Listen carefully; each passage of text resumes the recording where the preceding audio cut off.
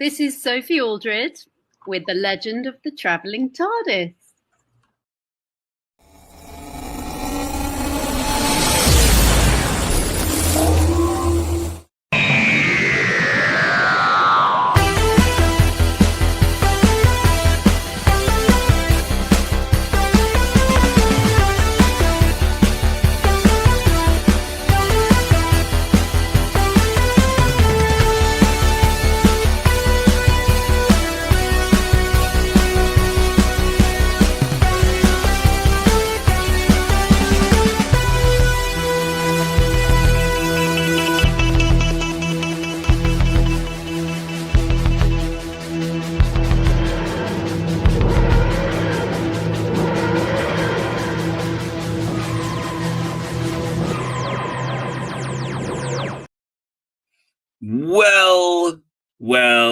Well. Welcome, everybody, to The Legend of the Traveling TARDIS. I am your host, Paparazzo Dave Chapman. I hope you guys are all having a wonderful day. I certainly am. I had to take a week off hosting the overnight watch party, but I did get to watch our episode number 3 of this season of Doctor Who. And so that is what we are here to review today. Of course, as always, I'm not here alone. I'm going to bring in our producer extraordinaire first, Mr. Christian Basil. How you doing, good sir? He said he would bring people in himself, so I'm just letting him do that. Never mind. Okay. No. I meant I was going to run the videos as far as like switching over. I will bring people in as I I'll say take hello. care of you. Not so, a yes, problem. hello, everybody. So yeah, I'm going to be in that corner over there somewhere. There, yeah, I'm going to be in there. So keep an eye on me out there. Yeah, somewhere. He'll be behind us. It doesn't sound right. Well, no matter what. Oh, come on. You're just the monster from midnight now. That's all. Not a big deal. All right. So what we'll do is we're going to pop you. See, this is why I said I'd bring you in first, because then we can do that. Oh. That. Fine. You can. There. We'll switch us back. There. You can have your No. There you go. Get me out of here. Put me back there. Into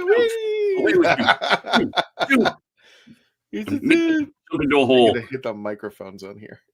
But next up, also tell me if I sound different than usual. I'm using a different microphone setup, so hopefully I sound okay.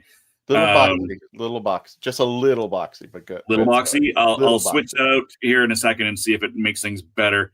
I meant to do that beforehand. But who else do we have? And of course, Reverend Amagon. Tom, how you doing?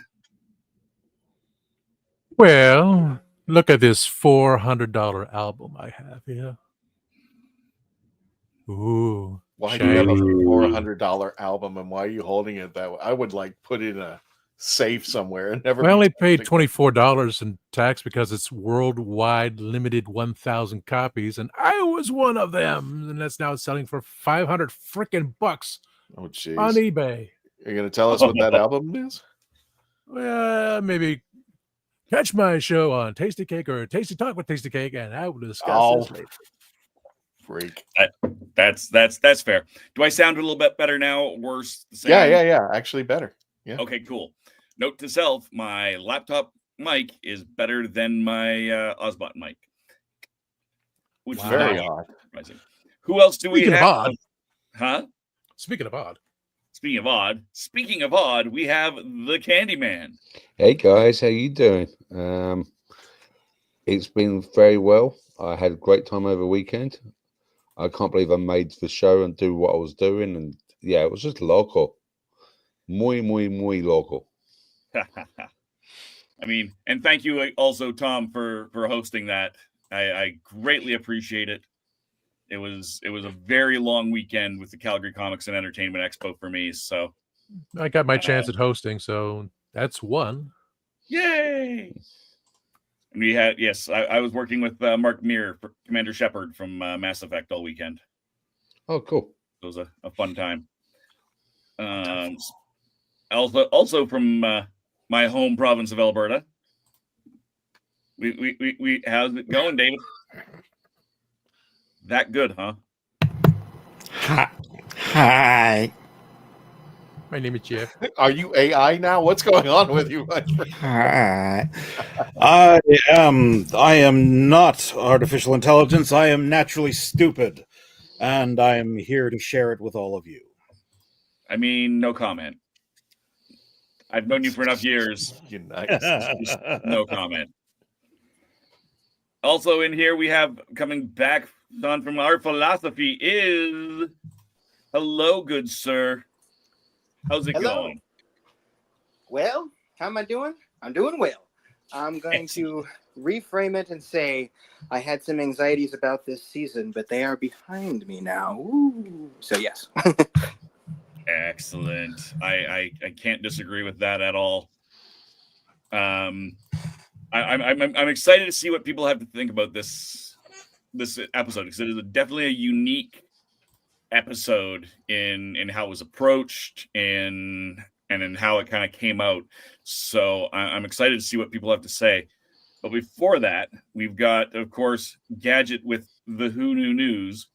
So why don't we go ahead? We'll bring you in. Hey, Gadget, how's it going? Hey. Well, you see my background sort of matches what was going on. I mean, very nice. And I think so. Let's let Christian push the button, and we'll make this official as the.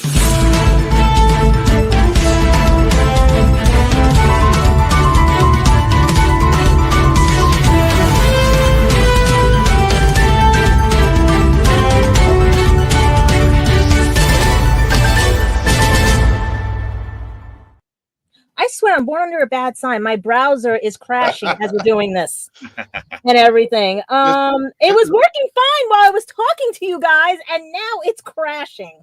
Okay. Just so everybody know, we Dave and I control the studio, so we can see what's going on in the background. And I- Gad would keep blinking in and out as soon I as we started the show. Are you sure Blink is not the theme tonight? You Yeah, know? I mean, it could be. this It is could be. crazy. Yeah, that was last week. That was everyone's favorite episode last week. I know. I'm just like, that's why I'm going to go really quick. You're going to get me on super speed mode because we have 1, 2, 3, 4 birthdays on the same friggin' day and everything. You got Samuel, you got Jenna, you got RTD, and you got Kevin McNally all celebrating their birthdays on April 27th. And each one of them is a different year. It's hysterical. You got Samuel born April 27, 1982. He's 43 years old. You had Jenna. She was born in 86 on the same that she's 39 now. RTD was in 63 and he's 62. And then Kevin, who does not look it, was born in 56 and is 69. That is so crazy and everything. But then we have the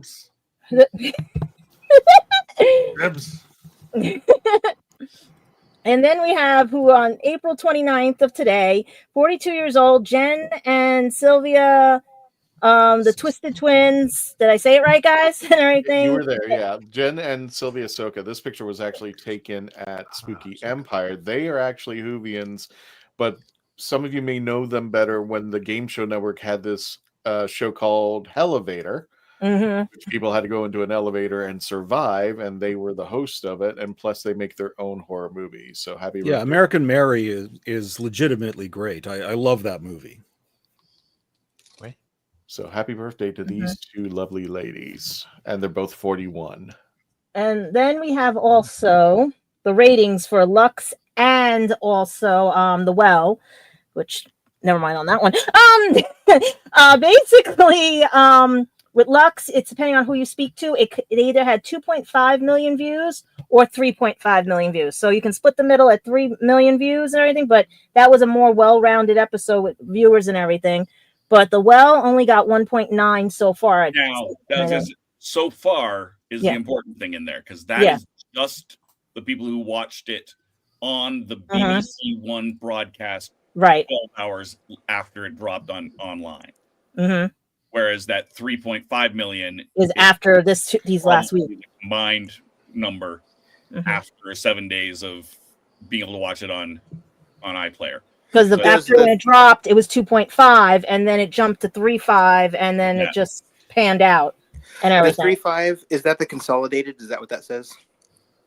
They were thinking it was more towards it before when the other one dropped. They said they were at 3.4, 3.5. Then that would make it the consolidated, yeah. That should Sorry to interrupt, Gadget. No, it's okay. No, good, because in case this drops, I need you guys to pick up and everything. Yeah, that's I may have to shut this down and come back. And this is the best thing about the show. I had a review with Sean just last season about how the ratings work, because we're getting 24-hour ratings, but most of that are only the TV and like DVRs, and then you've got consolidated ratings that include iPlayer, and none of that, of course, includes Disney Plus. No, because they didn't. That one is still being calculated right now. That one is still being calculated. Exactly. Yeah, I may or may not get released. I'm a ratings nerd. I was never not going to say anything. Sorry. Exactly. Well, for fans of all these episodes or anything, I hate to say it again, but the United States has gotten shafted once more.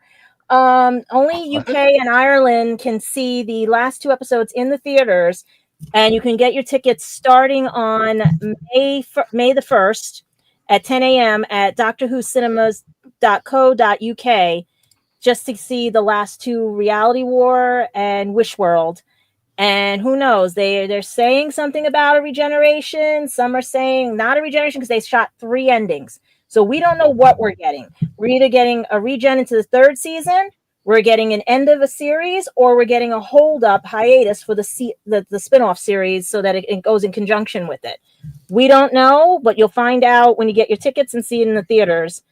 Lucky devils over there. I believe that episode is also not dropping on iPlayer and Disney Plus until that evening time slot, 7 p.m. British time. Is that? I believe. Yeah, that it's gonna be basically 7 or 11 a.m. Because I'm trying to make sure I got it right, because there was one. It's supposed to be 11 a.m. It drops because it's when the theaters start producing, so that would be 5 hours. No, it'd be midnight, because at 11 a.m. it would drop, and then it'll be an hour into that. What they did last year, last season, they watched the previous week episode at 11 o'clock, and they had a little bit of a filler episode where you go and get into the cinema. Like there was like little 5-minute thank you thing, and then at midnight it flips over to the new episode. Because they're saying screening starts at 1800 with Wish World, followed by the Reality War. Right. So 6 o'clock local time. Yeah. And so that's exactly, that's right. So it would be, and then 7 o'clock is when it would go live on absolutely everything. Right. And then there it is. Yeah. 11 a.m. Pacific and 7 p.m. But that's what threw me off because you got the 3 hour with us. Yeah. It's unusual that they put up Pacific. Pop news must be a West Coast. It's very unusual to usually they throw out the East Coast number.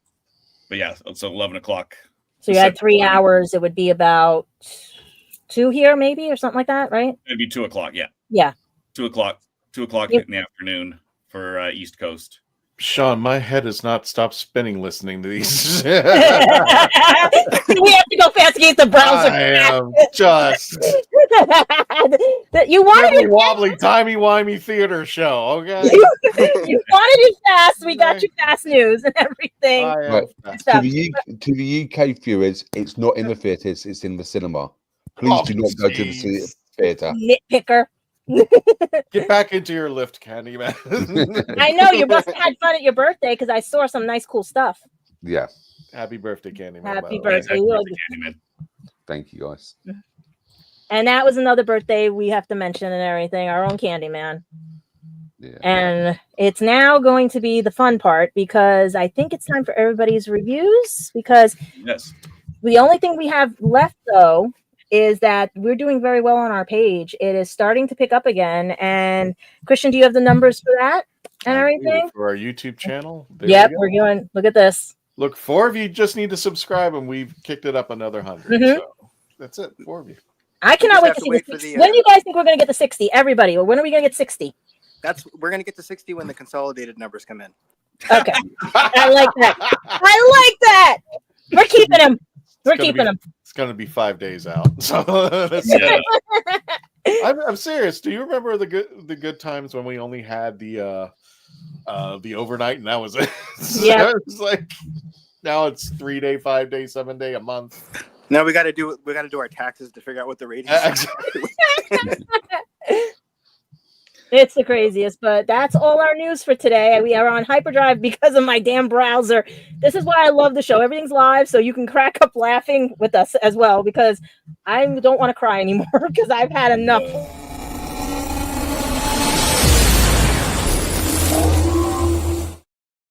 All right, so let's Gadget. While we're rushing through everything, let's get your number in case things crash for us. Are you guys sure you want this number? I want the number. Just the number. Just the number? Yep. Can they go -0? I mean, if that's what you really want. I'm gonna, like I said, this episode was just like, what the hell did they do? Just a number. Just a number. Well, you can get into the because okay. I'll give it a 3 first. All right, I'll give it a 3 because of the 3 endings we might have. All right, and then Mr. Grisbane Adams. I give it a 8.5. 8.5. I swear to God, I saw his moniker a few moments ago. I thought it said Grizzly Adams. I'm like, what?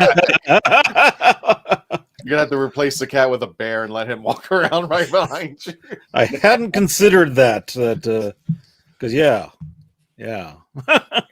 I think I'm the only one to appreciate it. Oh. And Tom, Reverend Amagon himself, what did you give it? 9. 9. Mm-hmm. All right. Bloody Mary. Our philosophy is that the number is what? The number is 7.5 out of 10. Thumbs up. 7.5. All right. I think it says a lot that for me, that's a thumbs up. Exactly. Mariana. Who am I missing? Mariana. Candyman. Okay, are you guys ready for this? Handyman, yes. I just like the way your shirt is phasing in and out of time. Yeah. I'm going to give it a 9.2. Oh, 9.2. Like you did when we were hosting it. Same what I That's gave on hosting it. All right. Excellent. No, I'm only phasing it a little bit. I have a different setting than I did last week for this, for my backdrop. I also want to just point out this coming weekend is, of course, May the 4th. May the 4th be with you all. Yes. Yes. On next Sunday. So we're going to get our Friday night, Saturday morning fix of Doctor Who. And then you got to sleep in, get your sleep back so that Sunday you're well rested. You can watch all your Star Wars movies. And of course, Spill the Geek Tea. Yeah. We're going to be live on Spill the Geek Tea talking about Star Wars. So no, 2 years from now, it'll be 50 years old. Huh? Star Wars came out in 1977. No. Oh, That's why I was 5 months old. Yeah. For pointing that out. Get out. Hey, I'm born in 76. I'm a bicentennial baby. So imagine when we get the 250th anniversary here. That's going to be interesting. In the I was States, born during the 200th anniversary. Now it's going to be my 50th birthday during the 250th. Yep. Anywho, but yes, I wanted to just throw that out, which is why I've got Happiness Patrol up here rather than my usual TheRatHole.CA. June 5th, so we're a month out from the debut of my new show and the new channel, Happiness Patrol. So I'll tell you more about that at the end of the show, but I figured I would explain why it's saying Happiness Patrol rather than TheRatHole.CA. You gotta make a background like that for Spill the Geek Tea. This is just my overlay for it. It's it looks good. Yeah. Hey, Dave, we got a thing in the background. Just anyway. Yeah. Anywho, yes. So starting at the bottom, Gadget. Starting at the bottom of the well. Mm-hmm. no. Episode should be. You had the. Oh my God. You have the harshest review. Yes, I do, because now I remember Midnight. I remember the Planet of the Diamonds. I remember how spooky it was, the repetition, because things like psychology and everything, like the way, you know what I mean? Like, you don't know because of paranoia, everyone, because they get that one idea and they cause chaos with that one idea. Because if someone plants something in your head, you go with it sometimes, depending on how you are. Because when you watched Midnight, you saw some didn't go with the idea. Some did, some didn't, some understood. Like, some were immune to the paranoia, right? And it freaked the hell out of me. I see this and I'm like, what the hell just happened? I'm like, what the hell did I watch? I mean, granted, I love the fact they brought in a sign language deaf and everything person, because I love how they said it was against the law for a nurse not to know how to sign and everything, because maybe now handicapped people actually get a say in everything and stuff. But I also like when the doctor said that people were still a little upset about when people sign because they think you're hiding something, and that's the key that put paranoia and everything and stuff. And you had the gun-ho guy, it was just basically just straight like suggestive paranoia and everything. And then she felt like she wasn't real, because first they had no heartbeat and then there was a heartbeat. And I'm like, okay, wait a minute, how if they couldn't find a heartbeat? They said it was the radiation, but then they should have done it when they got into there and saw it, you know what I mean? Not as soon as they got close enough to her when someone could hear it, and everything. And then it was like, you're the only survivor. I know you're stuck there, but why are you stuck there specifically and everything? You could have radioed, you could have, even if you couldn't hear, you could have like did Morse code, you could have whatever and everything. And I'm like, what are they doing to this character? Like, why is she just there? And then you see the little thing pop, and I'm like, you're kidding me, right? Like, I had not even seen any of the reviews or anything like that. I was just like, what is this thing? And I'm like, why does it look familiar and stuff? And then I was thinking, oh, wait a minute. It could be the Impossible Planet, because of everything that happens at the end of this episode. They have to nuke it somehow. So wouldn't it be a black hole? You know what I mean? And the well was throwing me off, because I'm like, that's the well. It looks like the opening when Tennant went down with the Impossible Planet. And I'm like, okay, so is this the Impossible Planet on top of Midnight? and everything. And I'm like, okay, maybe they're going with something. Maybe we're going to see the beast down there and everything. Or is the beast behind her? Or is the beast within us? I don't know. I was so like, where are we going with this? And everything. And then the clock thing, like Belinda figures it out right away and everything, that it's a clock, because that also plays a part when the four of them are in there, because Belinda is midnight and everything. And also that the reflection with the Mercury, but Mercury's poisonous. And I'm like, what the heck? Like, I was waiting for something cool to happen, and I just got this. And then to find out there's like 4 people in the lift, but there's really 3, and then all this other stuff, and everyone is like, what if it's the 2 people that fell out in midnight and it cloned into, or were there more type of characters? Because my other theory is that there's a species, and it's the funniest name. It's tardigrades and everything. They're like called water bears. They can survive in 0 atmosphere and everything and stuff. So I'm wondering if that was a creature that evolved and everything and became that, and it was trying to mimic everything because it was starting to become a humanoid creature. I would have loved to seen that, not the shadows and everything. But the only reason I gave you guys a 3, even though it was -0, is because with the handicap and everything. But it could have been if they were making it into, this is the Impossible Planet, midnight leading into this, the well, and then leading into the Impossible Planet. That would be a good thing for me, but no indication of that and everything. And then you got people saying it's the Wild Blue Yonder, and I'm like, no, and everything. So I was just like, it had no backbone. It didn't scare me. It didn't, nothing. It was just bleh.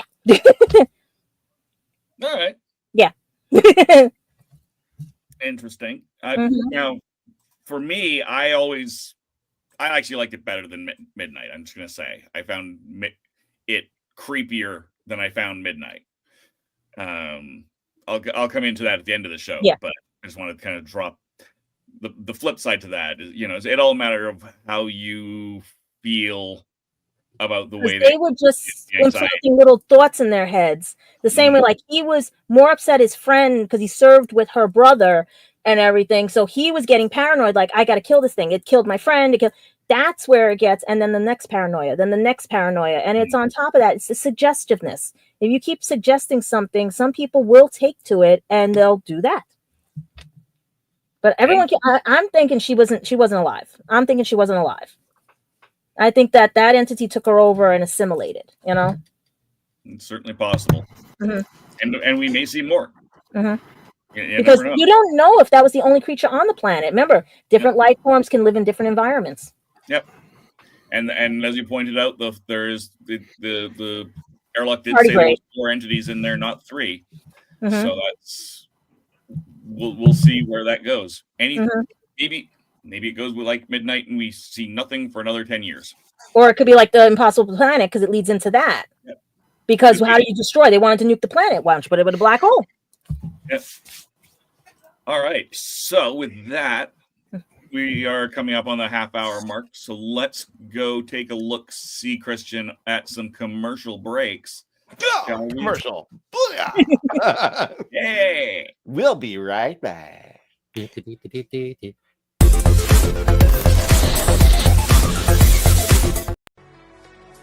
Are you a movie nerd? Do you collect VHS, DVDs, CDs, records, and so much more? Are you looking for clothing from 1940s to 2000s? Do you need cosplay or themed outfits? Come to Ducky's Vintage. We have it all for all budgets, located at the Oviedo Mall right off of the 417. Ducky's Vintage for those born in the wrong decade. I'm author Mark Muncy. And I'm author Erica Lance. And this is Eerie Travels.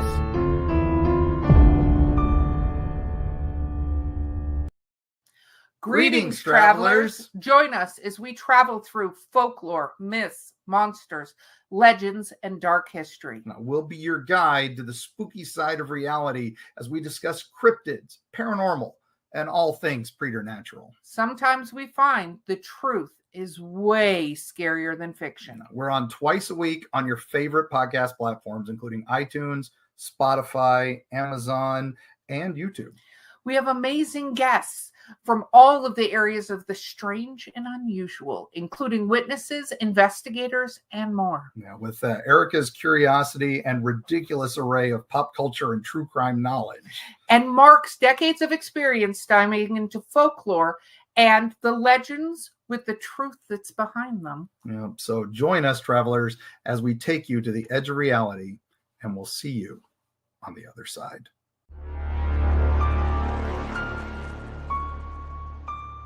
We are a touring acoustic duo crashing kitchens around the country. We go from house to house every Friday night, and we create music, we create food, a good time, we stream it live, and we do it for free. So now we're just really kind of like trying to develop it and build a community group that people believe in, then they'll help us. So we played from our rehearsal room, we played from the bathroom, thankfully that didn't catch on. I probably played guitar in my room, not for anyone, in front of anyone, nobody heard, for probably about 10 years. And then one Friday night, we played from the kitchen. It's the main place people want to be. It's where the food is, it's where the drink is, it's where the best lighting is. You can go to any party and I guarantee you, the kitchen is going to be popping.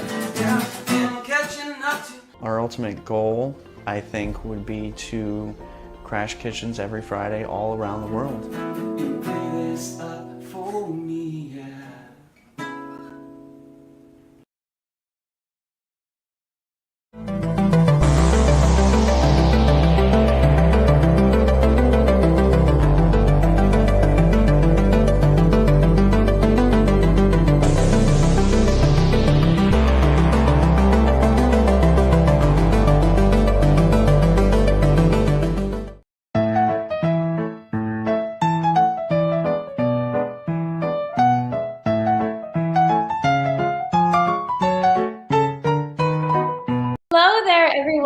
I'm Ashley Eckstein. Most of you may know me as the voice of Ahsoka Tano and also the founder of WHOniverse. And this is the legend of the Traveling TARDIS.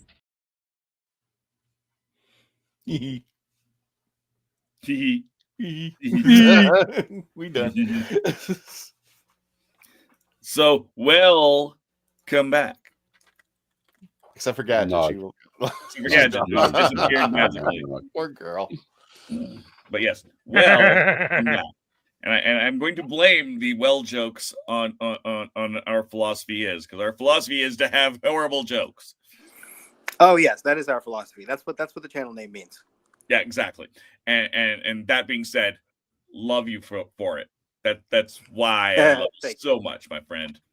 As soon as you said that in the chat before the show, I'm like, yes. Yeah, Dave was like, it's happening. It's happening. Hoorah. Oh yes. Well.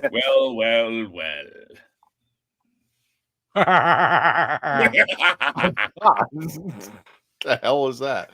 That was an Agent Several Smith evil laugh. laughs. Really It's me, Mario. No. It's me, Waluigi. Tell that joke, and Mario goes, "Oh no!" Anyway, we have a TV. No. We have a show. We have a doctor. We've gone off the deep end, have we? Yep. We're gone. All right. Well, fine. Let's find out who is next. At a 7.5. Speaking of people who like bad jokes, our philosophy is. Damn, Dave. Okay. And I love that you love bad jokes. Just saying. Yes, it's all over here with our bad puns. Actually, there's no such thing as a bad pun. A bad pun is a good pun, right? Exactly. Yeah. I gave it a 7.5, and I have to say this episode is a giant, huge improvement over the last couple episodes, in my view. I did give it a 7.5, but that is because there are some things that happen at the end of this episode that, for my own taste, I don't really like in bringing an episode to a close. That does not mean it's not a good episode. In fact, that doesn't mean it's not a very well-made episode. So I want to say that from the start, but I did give it a 7.5. So right from the get-go in this episode, I have to say that I think Doctor Who should be scary every week. That's basically my philosophy on Doctor Who episodes. I think it works best when the episodes are scary. That's the show's roots, after all. And it really started to appeal to me right from the beginning because first thing I'm going to say, cinematography in this episode, absolutely on point. 100% on point.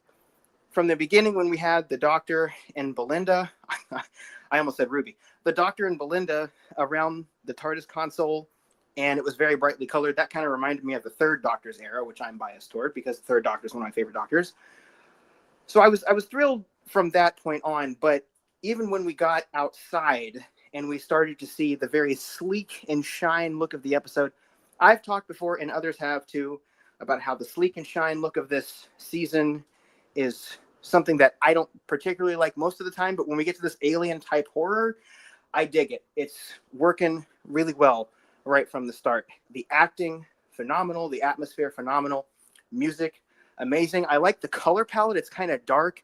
It's got that sort of Mandalorian Beskar armor look to it a little bit, but it's also got sparing use of neon colors. It's very well done. And so that was really intriguing me. I like the idea of going into Satan's pit and finding the monster and figuring out what it is. And there's all these bodies strewn around with all these weird injuries, and they're trying to figure it out. All that stuff is my bread and butter. And as far as, her name is Alice, right? Yes.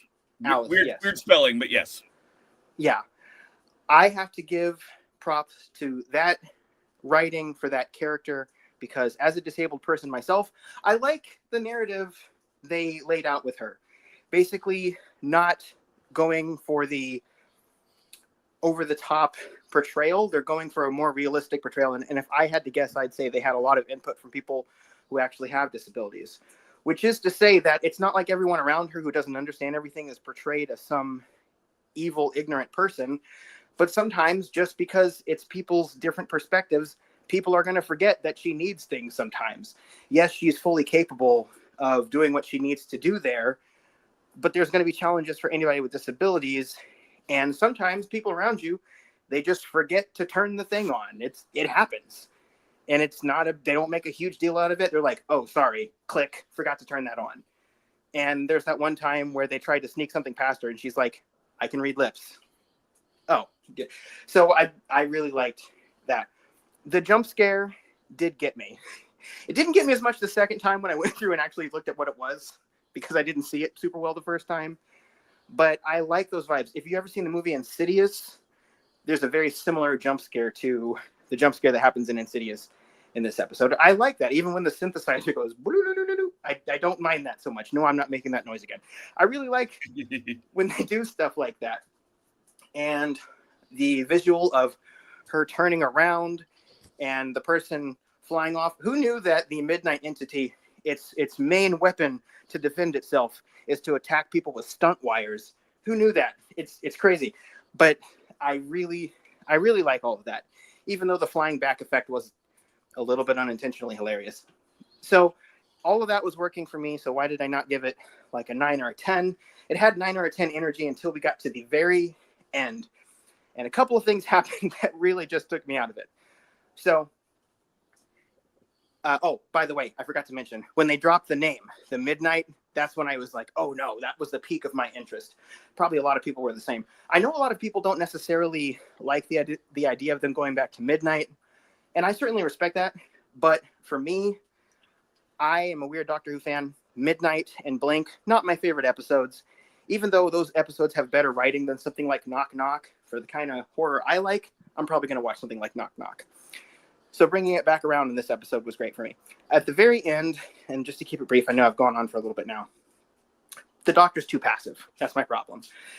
We're in an airlock, and the Doctor is there, and the commander is pointing the gun at Belinda, and the Doctor says, no, and then Belinda just gets shot anyway. And I'm like, Doctor, last episode, you told us that you can topple worlds. You can't stop someone from shooting someone that's right next to you. I mean, the Doctor didn't pull out a sonic and disable the blaster. The Doctor didn't jump in front of her. The Doctor didn't give a big speech. He didn't do anything. He just said no and kind of let it happen. And I'm like, you can get into the heads of your enemies, let alone somebody who is probably thinking very closely to you, but you can't stop someone from pulling a trigger who's 3 feet from you. I don't understand that. But then we started to get the sacrifice of the commander, and I'm thinking, okay, well, maybe what they're doing there is the Doctor knew what was about to happen, and that's why he didn't necessarily intervene. But the commander starts to fall off, and the Doctor says no again. Once again, letting someone die who didn't really need to die. I don't get this. I mean, the Doctor's whole thing usually is, everyone else thinks this is inevitable. Let me find a way to minimize the horror and show people that there is a different way. And he didn't do that. And yes, I appreciate him giving companions and others time to shine, but sometimes I really do want him to jump in and get a piece of the action. Not to use a reductive cliche, but the show is called Doctor Who, and sometimes I want Doctor Who to do more. So that bothered me. And then after all of that, we get the ending, which basically implies that the thing has another go, and it was for nothing. And I don't mind things not getting wrapped up in a nice little bow. If you've ever seen the movie The Circle, I don't think many people like that movie. It is a little bit of a spoiler, so I guess stop listening for the next 30 seconds. But in The Circle, the whole thing about that movie is the main character becomes the villain. She thinks that she becomes the hero. It's very creepy, and it's a loss, but it reframes the whole story. I like losses. You can do that, tying everything up in a nice little boat, like rejecting that. You can do that. The time to do that is not right after we saw a harrowing scene where a character we've come to respect threw themselves off of a well to save everyone. That's not the time to say, and it was for nothing. So those things took it down for me, but probably not for everyone. So that's why I gave it a 7.5. Oh, and P.S., by the way, guys. Oh, look, everybody, Mrs. Flood is back. Anyway, nothing else to say. 7.5. I can only object to one thing in everything you said. What's that? They're excuse me. Oh, clogging my throat there. The main weapon is not stunt wire. His main weapon is surprise and fear. Wait, that's two things. Its main two weapons are surprise and fear, and an undying devotion to the space pope. No, wait, that's that's three things. Nobody expects a Spanish Inquisition. Sorry, I couldn't not do it. I apologize if you are not a Monty Python fan. Oh, you've always got to bring in a flying circus reference. I support. Yeah, any viewers who are not Monty Python fans, a little bit of shame. Lemon curry. No. This is not the life of Brian, right? Crunchy frog. Yeah. Let's see who comes up next. I think Mr. Grisbane Adams. Yes. 8.5. Yeah, I mean, surprisingly, I don't have a lot to say about this episode. It is not normal for me. But I agree a lot with our philosophy has 9 or 10 energy, but I'm not prepared. It's the first episode this season that I've actually enjoyed, and I'm not prepared to instantly forgive the series or the season for the well, especially the last one. I have issues with, but the performance in this ones are fantastic. I like that they're really I assume they're already starting to build towards the end of the season now with this character. Well, also, I mean, Lux, that character, there is something going on with the Pantheon, and this character knowing the Doctor's name and just the terror on the Doctor's face at that moment is absolutely brilliant. I don't have the Doctor's face. I have this face. I thought that was really. Holy smokes! I really like Gadget gave me that picture, and I deduced it down. That's going to be my thumbnail for everything ever. That's my new profile. I've been trying to find a clearer one, like so you guys can make it that small and it'll be still clear. I can't even find the original picture with it. But it's anyway. Somewhere in that mess of 300. Yeah. Then you got to play the other one that I sent you. Yeah. You sent me like 300 pictures, and this thing only holds like maybe 50, so I have to pick. Well, there was one that says, "Oh no, Christian, no, babe." I gotta pick and choose. Go ahead. All right. And one of the things I really liked about this episode was that it gave us 3 really great military archetypes with regard to how the Doctor typically interacts with them. You've got the hyper military, just we gotta be He-Men, and I'm gonna shoot first, ask questions later, dude. Who, I mean, I cheered when he got taken out in a really great way. And then you've got the sympathetic, this is my duty and it is an honor to serve and my job is to protect people. And then you also have the sympathetic, the healer, the medic, which was Mo, who unfortunately ends up in a bad position at the end. But we get to see in a really short section of time all the primary interactions that the Doctor has had over the years with the military in a new series that, well, a series that they're kind of assuming has at least a bit of a new audience because of the Disney Plus deal. And so that's really concise, handled really well as far as I'm concerned.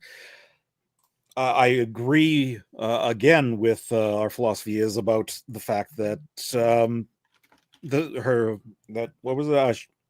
Keelan Dunn's character, her sacrifice instantly means nothing. It's, I mean, it maybe there were multiple. I doubt that. I think they're going for a whole god level pantheon type thing still that they built in the first season. The first Disney season, but yeah, I felt great, but wasn't quite there in the end. I hadn't even connected a pantheon point to this, and I hope you're wrong. I hope this is not now a god. Well, that's what I was thinking about the Impossible Planet, because the creature whispered also to them. We'll see. Yeah, it's creature possible. whispered anything to them happen too. down the road. Yeah, I mean, I will say also, I mean, I was really enjoying. I'm intrigued by the fact that they keep specifically referencing 10. But the thing is, they didn't mean to with this episode. This was supposed to be based on Nigerian. I want to say mythology, but it is an active religion, and that's why they couldn't use the spirits that they wanted to. And Davis just kind of said, okay, well, actually that kind of fits with midnight. Why don't we we'll develop the mythology a little bit, internal mythology.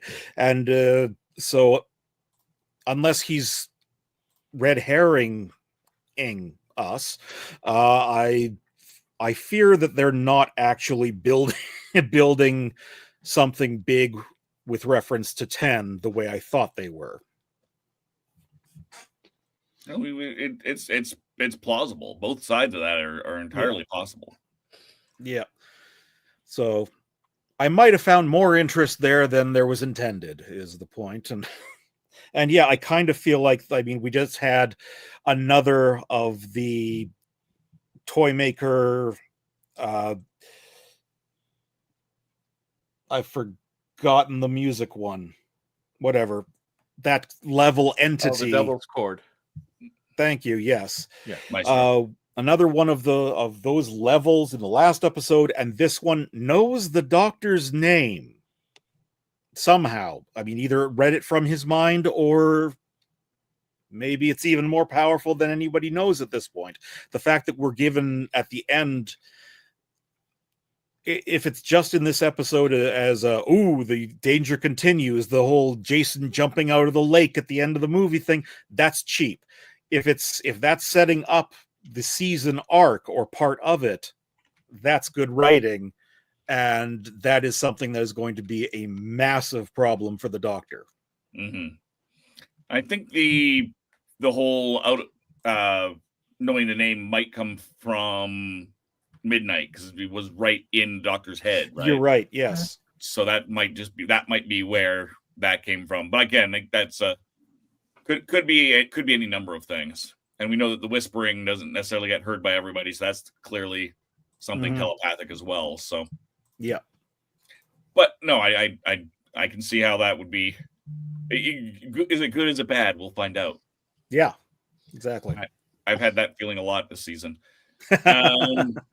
Tom, Reverend Amagon, you gave it a 9. You also are on mute. Oh, okay. You was just eating something. Were you just eating something? Yeah, I did the review on these on our show.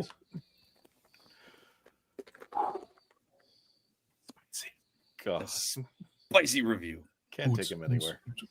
So I gave it 9 because, well, let's see, staying up all night, getting a 90-minute nap, then go to work, kind of invigorates you, especially watching Bob Ross and Friday Night Insomniacs with Kenzo, my co-host and moderator. I mean, I liked it because it was, to me, it was improving from what we have seen on episode 1, episode 2 of last season for the most part.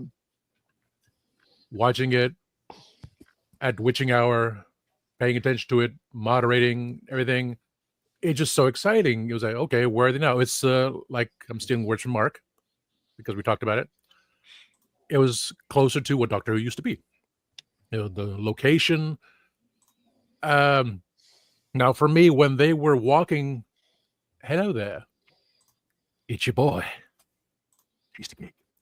So they're walking past those rooms, and I swear, and Mark confirmed it, it looked like the rooms were from Red Dwarf. I mean, I should not be wrong. It looks like, okay, that was a little nod to everyone there. You know, smoke me a kipper. I'll be back for breakfast. The idea when, the actress, who's deaf actress, said she believes it was proper to put a deaf actress in the role. And I kept thinking, like, okay, I'm just trying to get through this. There's something behind you. Oh, she can't hear the voices. That makes perfect sense. But always a thought in my mind is, it's behind her, or is it in her? If they let her off the station, off the planet, is she going to bring it with them like every other freaking horror movie? And ironically, the first 2 times when she turned around and all of a sudden something happened, I was doing moderation, so I couldn't understand. I was like, wait a minute, something, what? But yeah, caught it a 3rd time. Yes. Don't turn around. Stop turning around. Everyone's dying. It's like, okay, kind of freaky. That dude that got killed, yeah. From the Valyard side of me, he deserved it. Yeah. I'm taking control. I'm a piece of... So, you know what? In horror movies like this, you're gonna die. So that's expected. I was happy for it. Oh, my goodness gracious. The reading on behind the scenes, she said how Ncuti learned how to speak sign language very quickly. So that proves, yes, he is a brilliant actor. I applaud him to no doubt. So to going through all this, learning everything, more power to him. And thinking, is this midnight? Is this midnight? Showing the clip, yes, it's midnight. It's a freaking sequel. That's the way it should be. Going through everything, the heroism of the captain saying she's going to take care of everything. She's going to dispose this monster, but jumping in the well and say, yes, that's all fine and dandy. And at the moment, because I don't think about these things, I'm just watching the show, enjoying the show, away from everything that's going on in life. Yes, it's over with. And then the goodbyes. Are we going to have a happy ending like we do on other shows? No, of course not. Is there something behind me? The epilogue. Will there be a sequel? I particularly rather just have it end there. But for those that are, what the heck is that? Oh, So, but for those that are nitpicking about the whole thing, again, this is Russell T. Davies that co-wrote this thing. So if there's going to be a third and final part of this trilogy, let someone else finish it off. You had your chance. You gave the ideas. Is this creature going to come about? Let it be, make comments, but no, let other people do this because it's about team coordination, doing things together and making things better. But still, I still retain the higher score because it was, to me, true to Doctor Who. The scariness, all these things going through, douchebags like that always appear everywhere, no matter what. And thinking, oh, everything's going to be good. No, déteignez-moi. Is there something behind my back? Dun, dun, dun.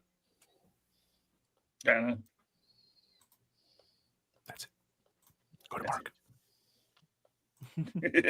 Okay. With that, then we'll just go to Mark. No comment. Oh God. We'll take the hint. Just no one. Just go to Mark. Okay. Just go to me. Okay. Wow. Where do I start with this episode? It felt like watching a classic episode of Classic Who. It had the paradoxal whether or not the Doctor has to save one person or a whole team. Jesus Christ. Okay. It had the adrenaline rush. You had a old enemy. I never liked Midnight. I think Midnight was not creepy. For people who say Midnight and Beyonder is scary, check reality. To me, anyway. Damn. Because they're not scary. To me, they're not scary. This one's not scary, but it had high action in it. This one would say, like, to me, more of a entity evolving from being power suggestion or mind reading to telekinesis and controlling people more by telekinesis and more power. And I like that evolution of some sort of like enemy rather than just saying this enemy is just doing this is the law, and that it had amazing things like what mystery, like why did they break the mirrors, why did half of them got killed and the other half got the broken necks. That was like all these questions are asking. Okay, what was carbon 46? Why didn't the Doctor realize what planet it was on? And all this mystery. It was mystery, suspense, action. Some douche military guy thinks he's the top notch and gets himself killed, which was already mentioned. Everything was just coming together. Yes, there's a couple of bits why I didn't give it a 10. One of the bits was right at the very beginning. Okay, when they got changed, one, they played Britney Spears' Toxic. I wonder if that's a jab at the people. Secondly, they came out with the same uniforms as the people that they just landed on. How did they know what they were wearing? Anyone actually noticed that? Toxic was played during the ninth. Yeah, it was in the End of the World. Yeah, but the uniform. My more concern was the uniforms. They got dressed in these uniforms, which look identity to these military uniforms. TARDIS, the TARDIS brought them there. The TARDIS knows what they need, and the TARDIS does provide. The chameleon circuit only works for clothes. I was going to say, unless it was Tennant, yeah, okay, but Belinda, maybe not. But yeah, so that was like one bit of down. It was just like, okay, this just fits hole. I love that they filmed in a quarry. Quarry is so classic Who. Doctor vibes. It is awesome to see them going back to a quarry. Having the thing that they can't use the TARDIS because the TARDIS is away on the ship and it takes 5 years. The whole principle of being a planet and people just robbing a planet of resources because it was made out of diamonds. Yeah, okay, a little bit wokey, but it was good because it wasn't in your face like Orphan 55 was. I think the ending, self-sacrifice to do that. Doctor's shouting out no to stop her. But yet the Doctor probably realised if he does say no to him, that it will do it, and so it depends on who he wants to save. The Doctor the Doctor's in that paradoxical place. Who do I save? Do I save that my companion? Do I save this innocent person, or do I save the military? It's one of these sort of things. You can't save all three of them. One of them has to go. And the Doctor prefers the innocent and the companion, so I can understand why he just wasn't being that active. He's not good. The other thing as well, I all think probably whether or not it's one entity or was there multiple entities, we don't know. Once that entity got killed, was another entity in the airlock which was attached to it? We don't know. A little bit cheap out on the ending, but on the whole, brilliant episode, and I don't normally give scores above 9 normally, so I would recommend that. Nice. No, and yeah, you don't give that highest score very often. No, I think last season I gave Boom a high score. I thought Boom was really good. Yeah. I love how this episode shook up everybody's scores from what they usually gave. Yeah. It's shook up mine as well, because I'm like you, I tend not to give high scores, and I'm giving it a 9 as well. I felt anxious. Was I scared? No, but I did have that anxiety plopping down into my chest through most of the episode. More so than I did in Midnight. I mentioned earlier I preferred this over Midnight. The anxiety I felt in Midnight was the constant bickering, the nattering, the meh, meh, meh, meh, meh, meh, meh, meh, meh, of everybody. That stresses me out. So does this picture. Well, it was a baby back then. It's 400,000 years later, so it grew up. Exactly. That's the thing, is it's not. It is 400,000 years later, and so episode wise, because I did go back and rewatch Midnight, not immediately after, but in between rewatches, because it deserves that. If you want to have all the correct context, but this throughout the whole thing, I did have that level of anxiety that I didn't expect to have. There were little things. I on the one hand, yes, like I said, the TARDIS provides. We know that's why they get the uniform. I don't necessarily love that's how that went. I do love that they have really tightly overlapped the episodes, so that at the beginning they're still in their costumes from the week before.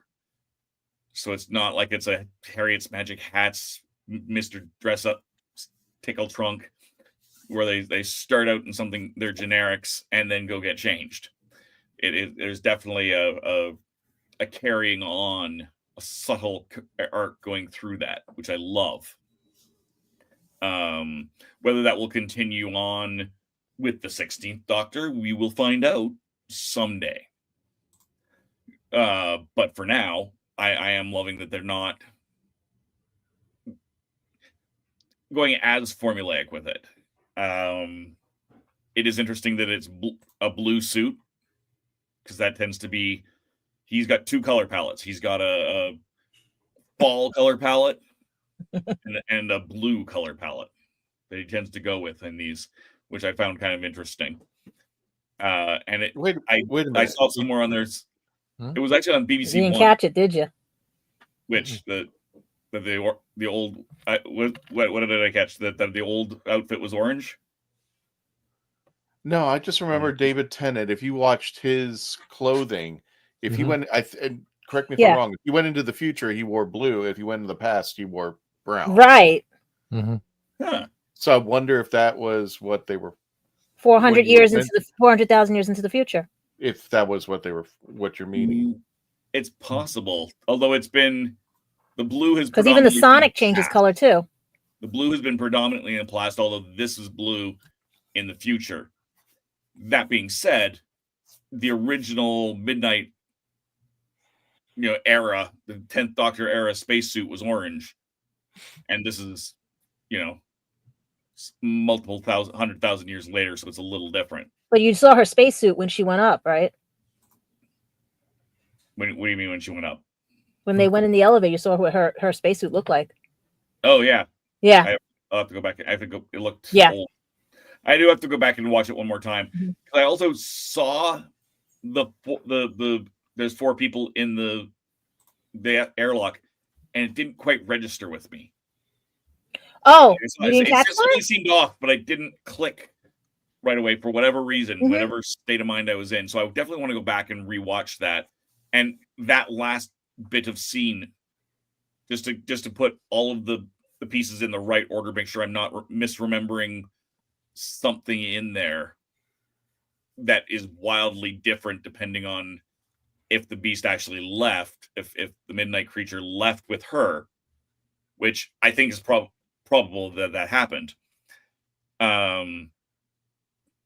Does that get reflected in when it's the 4 of them? Because like it's not me, and she's like, well, I don't think it's me, but it she didn't say anything one way or the other. Look at them at the 4. They were the 4. Yeah. He was midnight. She was where Ellis was. Yeah. But if she didn't, what if she didn't have it either? It's not like they're hearing. Saw a snippet of something behind her, but was that the paranoia sneaking in? Exactly. And then once she gets shot, he doesn't get killed. Because she aimed it right at the right. Because she asked the doctor if it's the human same. Of course. Yeah, exactly. But would the beast have jumped from a not dead person? Or is it based on violence? I see. Yeah, or is that just more paranoia? We shot it. She never had it. Now the captain also doesn't have it. What is that? The ghost is back. Midnight's back. Midnight's back. Ah! Do it again. This is doing it. See, no, it's not doing it now. Oh, I missed it. Foul. There it is. Oh my god. 5 minutes. Don't forget to like and share and subscribe. Okay, like and subscribe. Can I do 2? Let's see if midnight. Oh, look at. Oh, jeez. Fireworks. All right. Kenzo does it the best. Good to know. Shenanigans. But no, if the beast left with Alice and was never with Belinda gets shot. It theoretically jumps over to the captain, who still also doesn't have it, but doesn't necessarily know that she doesn't have it. 2 people jumped out in midnight, right? What if it split between them? What if it learned to split? Because it's galvanized radiation. There could be any number of things that happen in those 4. What did the doctor get hit with with the toy maker? The radiation. What was the radiation? What is the planet's radiation? Ooh, I don't remember. Galvanized. Yeah. I'm trying to remember the galvanized radiation. Interesting. I'll have to double check that. That's okay. I blew your mind. I put some paranoia in. Exactly. And now you got to go back. I think that the beast was never with the captain. I think also when she ran away, the doctor was behind her. That should have killed the doctor, or at least thrown him around a bunch. Right? That didn't happen. Actually, that's a good point. Yeah. Gales, I actually have a better idea. Here you go. Now, who's the entity? George R. R. Martin, or George R. R. Martin. Jar Jar. You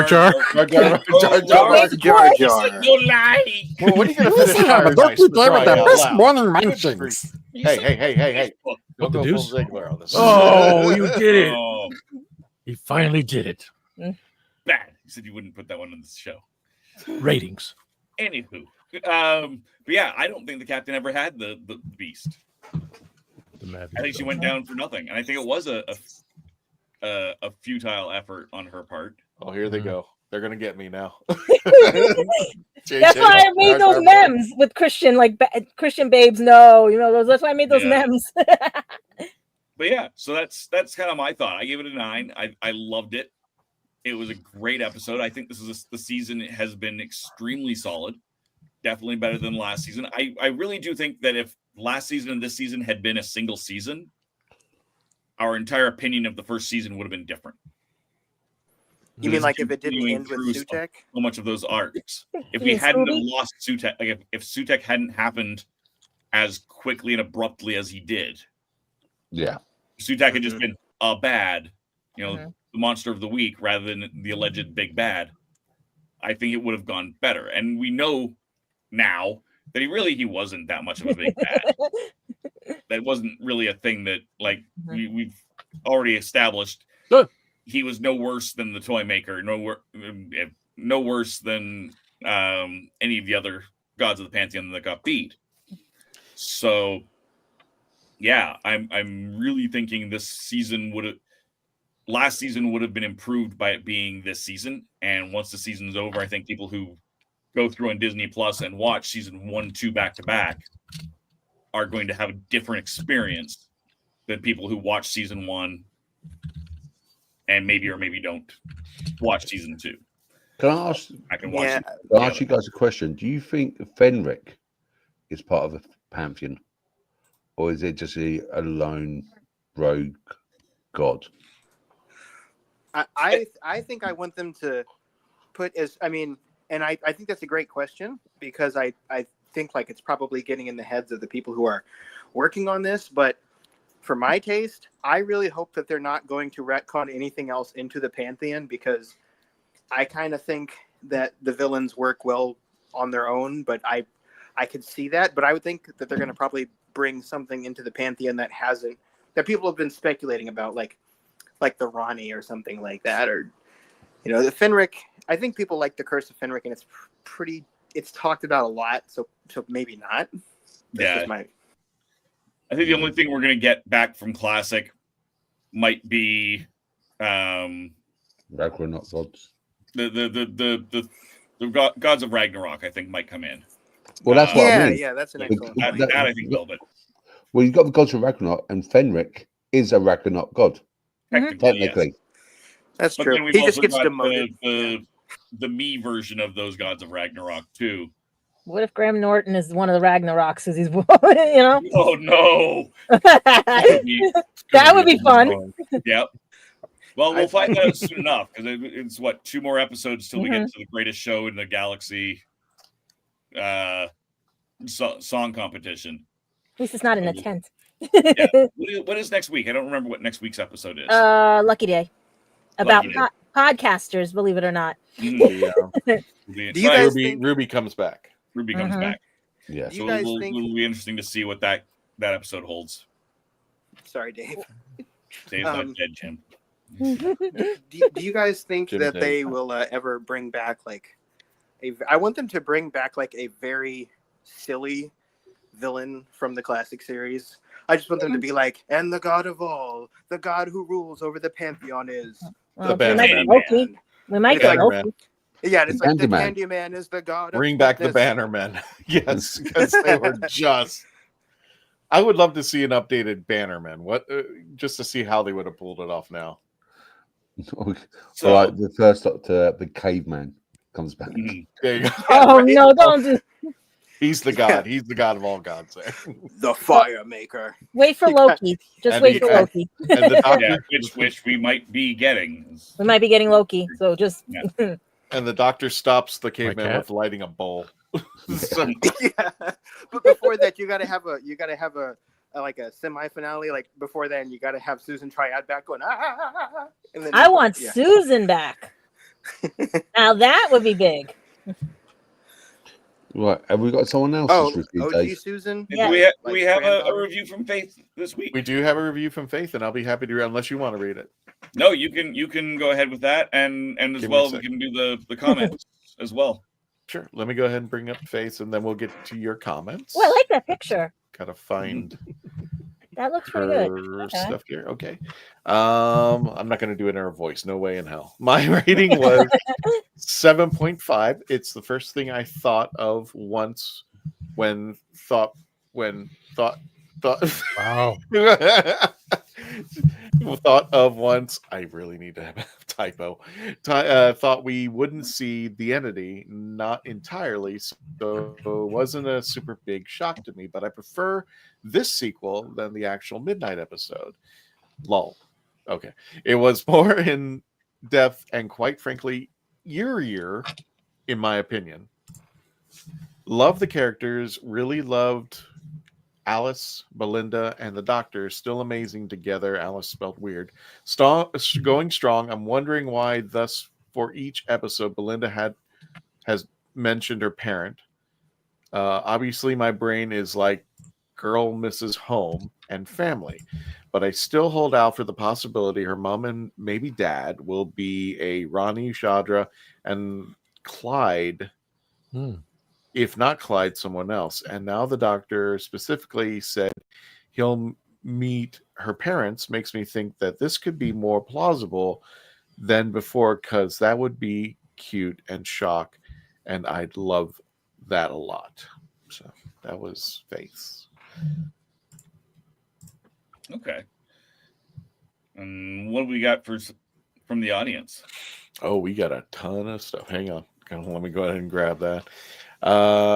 Good, lovely lady. Nicobat, 8 out of 10. I love that Alice was saved by not being able to hear the entity. The twist of 4 bodies instead of 3 was creepy, and the cliffhanger was the entity was actually on Mo was a surprise. Got it. Jim says 99 trillion out of TARDIS. Stop being a candy man. Anyway, he hasn't got a point in there, so he's not. You know what I mean? Yeah, put a decimal in there next time. Ramona says Grins Part 3 was Wild Blue Yonder. Roger AB was The Well a sequel to Midnight. Would you guys consider this a sequel? Okay. Yes. Also, what happened to the human race on planet Earth? That's still a big question. I'm sure we'll find out at the end of the series. Yeah, exactly. Rogers continues. The Well was a solid 10 out of 10 for me. There you go. He beat you all. There's a 10 out of 10. Because it was a sequel to Midnight and everyone performed very well. Not to mention both Doctor and Belinda cried together. Well, you stop to cry. Stop to cry.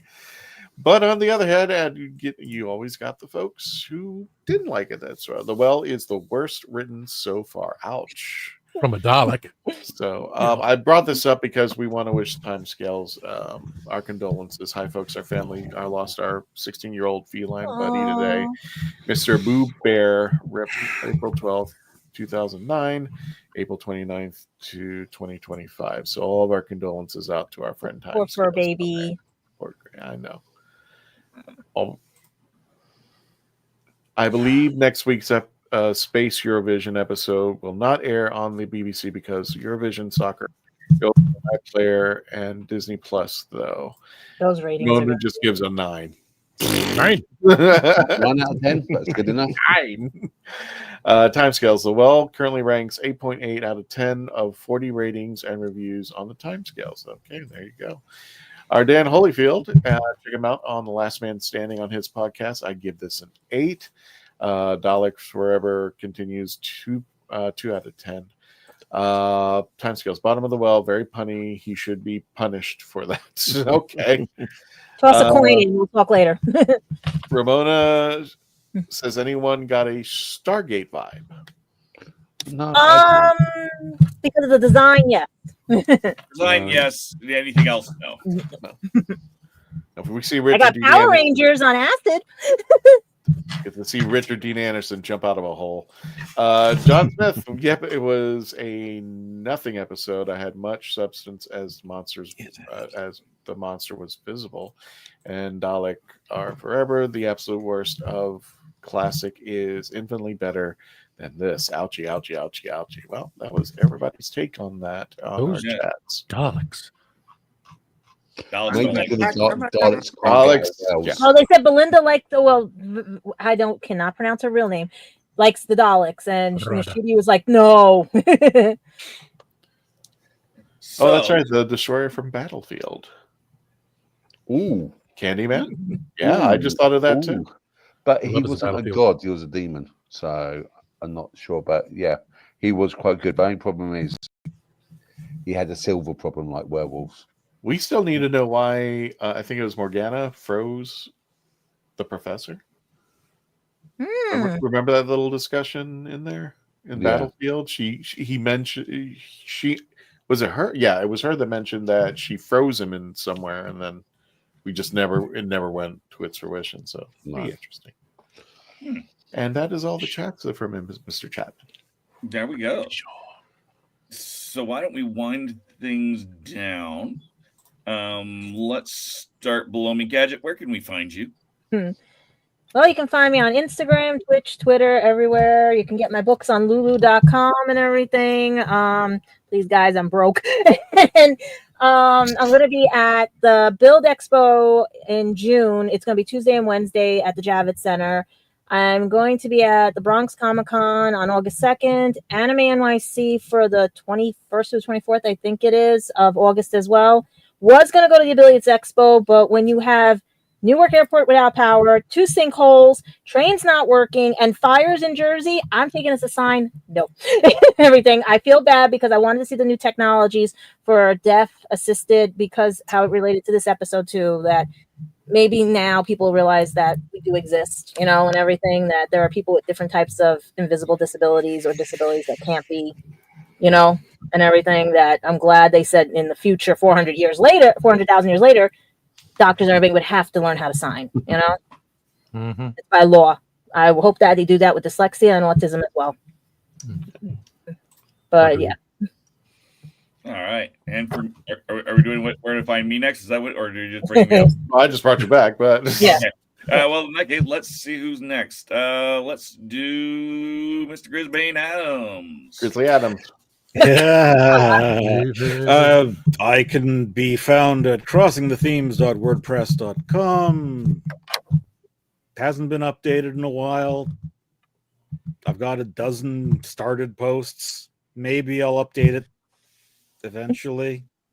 You gotta see my page.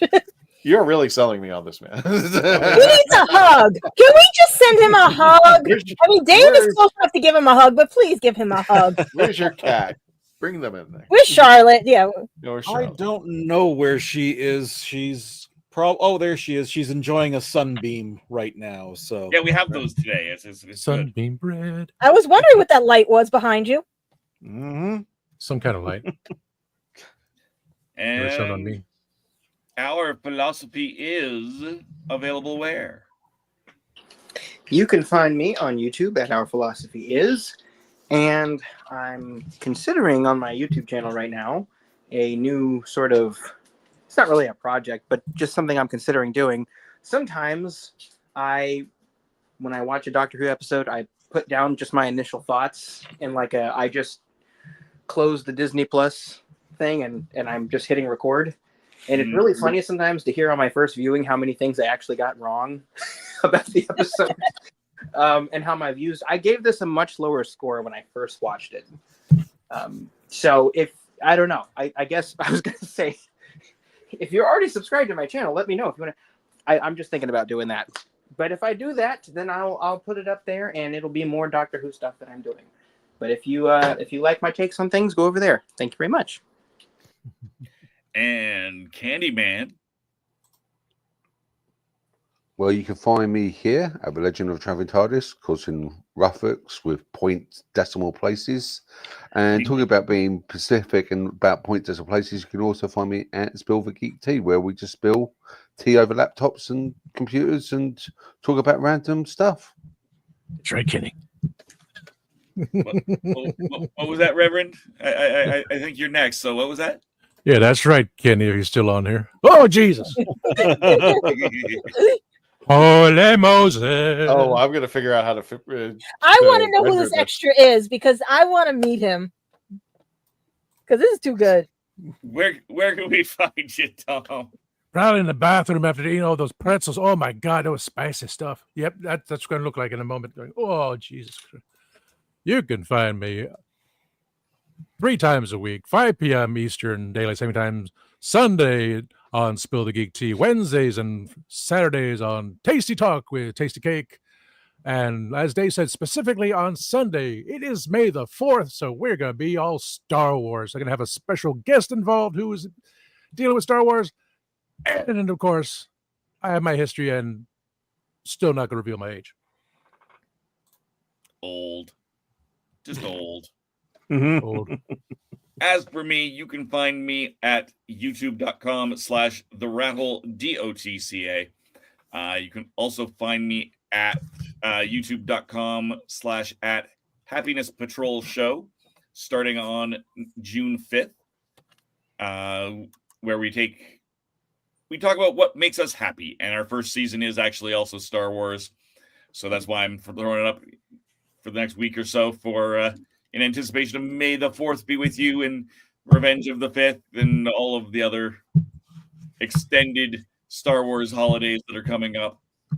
Of course, you can find me on Spill the Geek Tea on Sunday, May the 4th, and every other Sunday, or most other Sundays at least. On Spill the Geek Tea. Last week, they actually just interviewed me.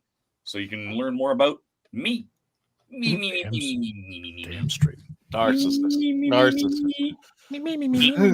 Absolutely. I cannot imagine wanting to know more about you, but yeah, I can't imagine learn more about me either. I want him to do something else, but in turn, Grego, the time scale, said, "Well, how about we interview Dave?" And it's like, perfect. All right, we'll do it because he's the man and everything in between. We wanted to do a teaching about StreamYard, and I'm just not in a place where I can do that. That's it's as much muscle memory for me as it is anything. So I'm not sure how I would teach that. Christian, where can we find more of the Traveling TARDIS? I hit the wrong button. Oh, it'll never let me. God. You're there. There we are.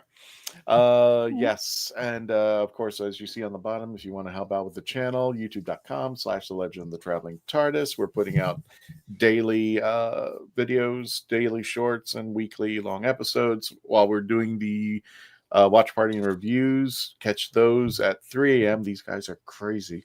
At 3 a.m. on Saturday. You helped. I almost I made know. it. At 2:45, I went crash. Yeah, I help. I set up everything, and then I go, okay, I'm going back to bed. And don't forget reviews every Tuesday at 6 p.m. Eastern Standard Time for every episode that we do, news, reviews, and the latest interviews. As well as if you want to find out where we're going to be, don't forget the weekend of June 14th and the 15th at the Space Coast Comic-Con.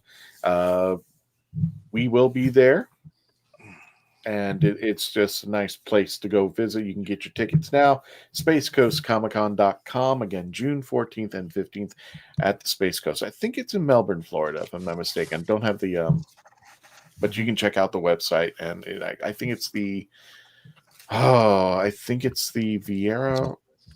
Community Center. I forgot. Well, I'll make sure I'll get it for you next week, or you can visit the site. And Ancient City Comic Con, we are going to be with the Dalek Builders of Florida, September 12th to the 14th at the World Golf Village Renaissance Resort in St. Augustine, Florida. Please keep an eye out on other additional locations that we may be. They can pop out at any time, so just keep an eye out on our social media, our Facebook page, our YouTube channel, our Twitch, wherever you follow us. This is the places we will be, and we're going to have loads of good time. And don't forget, on your way out, thank you all for watching. Thank you all for supporting us. I dropped the banner, but it was like 58,000, and we're crawling up that 60,000. Just help us get there. Tell your friends. Again, don't forget to subscribe. And the 40% that haven't subscribed already, go ahead and hit that subscribe button now. Other than that, in the meantime, thank you all for joining us. Don't forget to say goodnight to Simon on the way out. And thank you. And until the next, yeah. We just did 58.7 on YouTube. Oh, okay. We just broke 7. We got those people. Yay! So we got those 4 people that got us over that. All right. Well, again, thank you for subscribing. Thank you for joining us tonight. We'll be back next week, and again, we'll have daily shorts if you want to check it out on our YouTube channel exclusively. And thank you all. Have a great night. Don't forget to say goodnight, Simon, on the way out. And until the next adventure, good night, Simon. Night, Simon. Night, Simon. Tony, take us out.